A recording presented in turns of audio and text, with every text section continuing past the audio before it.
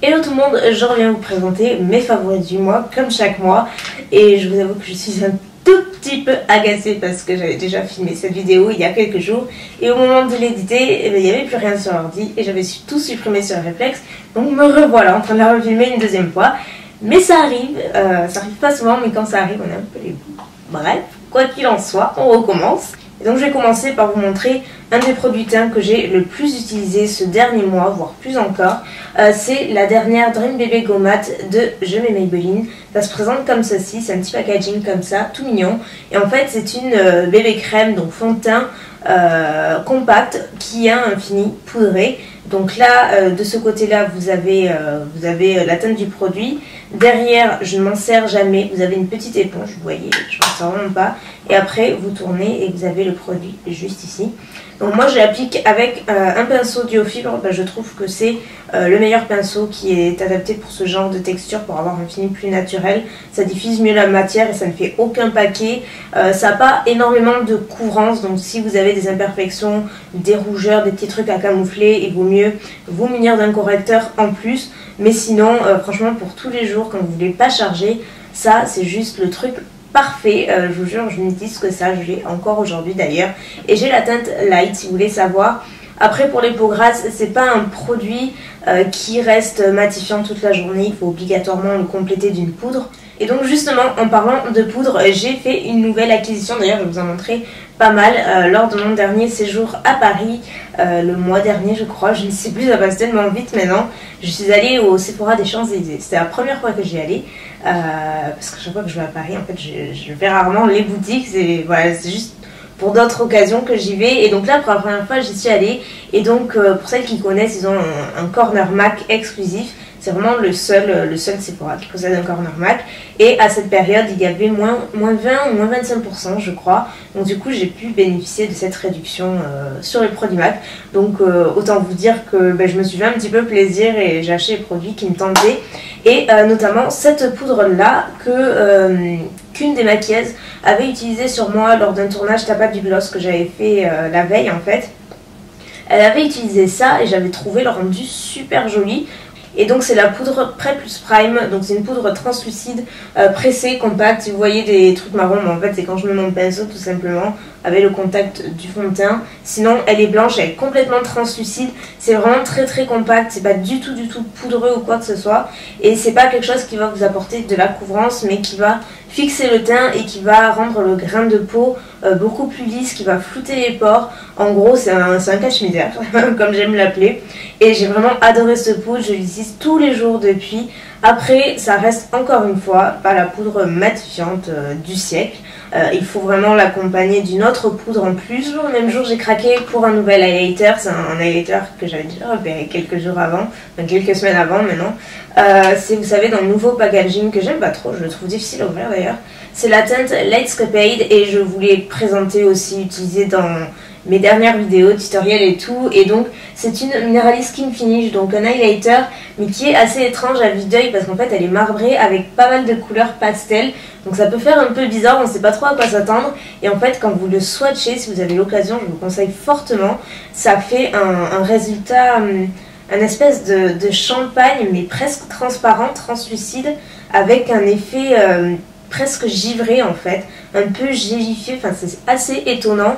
Je l'ai aujourd'hui mais il fait un temps atroce aujourd'hui, donc je pense pas que ça rendra justice. D'ailleurs la lumière est pas terrible, mais je ne porte que ça, j'ai porté que ça je crois tout le mois. Elle est vraiment super jolie et ce que j'aime beaucoup c'est qu'elle est extrêmement fine, elle n'a aucune paillette, donc du coup elle est très subtile et à la fois voilà, discrète, passe-partout. C'est totalement un highlighter que vous pouvez porter en journée, qui encore une fois embellit le teint mais ça fait pas du tout too much, c'est vraiment super naturel. Aussi naturel que peut l'être, en tout cas un highlighter, hein, on est en make-up. Ensuite promis, c'est le dernier produit MAC, je me rends compte que j'en accumule 3 d'un coup, mais voilà, c'est mes favoris quoi. Et pareil, même journée, j'ai acheté un blush que je ne connaissais pas du tout, que je n'avais jamais entendu parler. J'ai trouvé très étonnant, parce que moi j'ai craqué direct quand j'ai vu et je trouve ça très étonnant qu'on n'entende pas plus parler, parce que la teinte est tellement belle. C'est le New Romance et c'est un blush Mineralize aussi, donc un blush cuit. Vous savez, en dôme comme ça, et c'est une teinte, c'est un pêche. Donc pareil, vous savez, les blush cuits, c'est un fini satiné qui est pas du tout mat mais qui est pas du tout pailleté non plus. En tout cas, cette teinte là n'est pas du tout pailletée, elle est vraiment satinée, donc ça fait un glow qui est juste super joli. Maintenant on passe aux lèvres et je vais vous parler d'un rouge à lèvres, en tout cas d'une gamme, d'une marque que je portais dans ma vidéo make-up astuces pour réussir son make-up. Je sais plus comment je l'avais appelé, quoi qu'il en soit. Vous avez été nombreuses à craquer sur le make-up, sur le rouge à lèvres que je portais, qui est par Colourpop. Et Colourpop, c'est une marque qui est basée en Amérique, qui ne livre pas en France malheureusement, mais qui a pas mal de produits, principalement yeux et lèvres. Il me semble qu'ils ont sorti des blushs dernièrement, mais à confirmer. Quoi qu'il en soit, chacun de leurs produits est à 5 $. Donc il n'y a vraiment pas plus cher, ils sont tous à 5 $ à l'unité. Donc c'est super abordable, ça fait environ 4 € le produit. Moi j'avais passé une commande il y a plusieurs semaines de cela parce que j'étais passée par Shipito en fait. Vous avez été nombreux à me demander comment ça se faisait que j'avais réussi à passer commande, et donc j'avais passé par Shipito pour être livré en France. Si vous voulez savoir comment faire, je mettrai la vidéo de Shipito qui est juste un système de livraison pour être livré en France depuis les sites étrangers. Donc moi j'avais craqué pour pas mal de lipstick. Ça se présente comme ceci, en fait c'est sous forme de stick en fait, et c'est les rouges à lèvres. Ils ont tellement de teintes, on en perd son matin, et chaque lipstick a son crayon à lèvres attribué. Et en fait ce qui est super cool, c'est que en fonction du crayon à lèvres, par exemple si vous achetez les lipsticks seul, vous n'aurez pas le même fini que si vous avez le crayon à lèvres. Par exemple, moi si je mets une couleur de lipstick, elle sera moins mate. Si je mets le crayon, ce sera beaucoup plus mat, et surtout ça tient beaucoup mieux et la qualité est extra, ils sont super pigmentés. Donc par exemple, moi je ne jure que par la teinte Click, et qui est celle que je porte aujourd'hui, qui est un rouge orangé coquelicot super intense. Et donc vous voyez, en un seul passage, on a direct la couleur, et c'est vraiment un passage quoi. C'est super intense, j'ai été super étonnée. Et pour les crayons c'est pareil, donc moi j'ai pris pas mal de teintes. Je vous montrerai les swatchs que j'ai ici en close-up, comme ça vous aurez une petite idée, mais ils en ont vraiment 3 tonnes. Et du coup le hasard a fait que quelques jours après que j'ai passé commande, j'ai été contactée par Colourpop pour savoir si j'étais intéressée pour découvrir leur marque et leurs produits, etc. Donc bien sûr moi ça me tentait, mais bon je savais très bien que ça n'allait pas se faire puisque je réside en France et eux ne livrent pas en France. Donc voilà, je leur ai expliqué un petit peu. Et ils m'ont informé que pour le moment ils ne livraient pas en France, mais qu'apparemment c'était dans leur projet. Donc ils n'ont pas su me dire quand, mais a priori ça va se faire, donc sûrement dans l'année. Donc si j'arrive à avoir quelques informations à ce moment là, je vous le ferai savoir en tout cas. Donc ce serait une super nouvelle si on pouvait commander en France.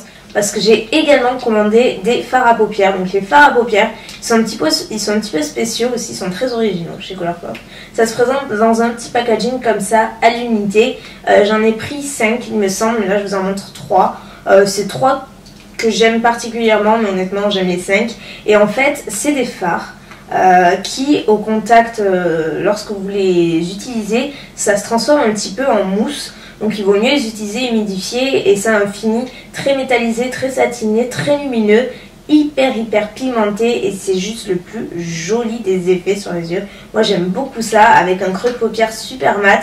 Vous mettez juste ça sur l'ensemble de la paupière mobile et ça fait juste toute la différence. Donc, comme vous le savez, moi je suis une grande amatrice des Beauty Blender, vous savez l'éponge rose que j'utilise pour faire mon teint tout le temps. Depuis des années je n'utilise que ça. Et ils ont sorti, il me semble l'année dernière, leur nettoyant solide, leur savon en fait, signé Beauty Blender. Ça m'a vraiment toujours intriguée. Et puis je sais pas, j'ai jamais eu l'occasion juste de l'acheter. Et puis je l'ai reçu avec quelques nouveautés Beauty Blender que je vais vous présenter prochainement sur le blog. Mais c'était surtout ça qui m'intéressait, je voulais tester, voir si c'était vraiment juste gadget et juste un truc en plus avec le sigle de la marque, ou si c'était vraiment adapté aux éponges Beauty Blender. Moi que je nettoie avec du savon de Marseille et de l'eau comme pour tous mes pinceaux. Donc ça se présente comme ceci, et donc c'est un savon compact à l'intérieur. Et en fait c'est très simple d'utilisation, vous mouillez bien votre éponge, vous la frottez, donc quand elle est usagée bien sûr, vous la frottez contre le savon, et après vous n'avez plus qu'à malaxer bien l'éponge pour bien faire partir le savon, vous rincez. Et j'ai été stupéfaite dès la première utilisation, ça enlevait toutes les taches de fond de teint, de correcteur, bref de produits en fait qu'il y avait sur l'éponge. sans jamais laisser un film désagréable sur l'éponge. Au contraire, elle revient comme neuve à chaque fois.